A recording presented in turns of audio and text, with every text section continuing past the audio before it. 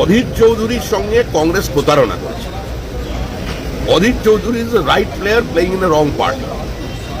কংগ্রেসের থেকে তৃণমূল কংগ্রেসের বিরোধিতা করা যাবে না, মমতা বন্দ্যোপাধ্যায়ের আক্রমণ করা যাবে না।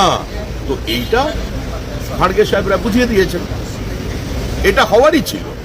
দেখুন, পশ্চিমবঙ্গের মানুষ একটা বাইনারি সেট করে দিয়েছে যে লড়াই তৃণমূল কংগ্রেসের সঙ্গে বিজেপি। তৃণমূল কংগ্রেসকে যদি কেউ হারাতে পারে, বিজেপি হারাতে পারে।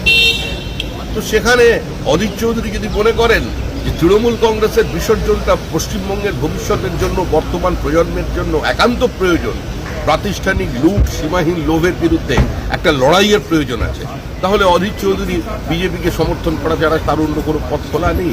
হয় তিনি সরাসরি তৃণমূল কংগ্রেসকে সমর্থন করুন, আর না হলে তৃণমূল কংগ্রেসের বিরোধিতায় যে বিজেপি সামনে আছে, বিজেপির পাশে দাঁড়ান।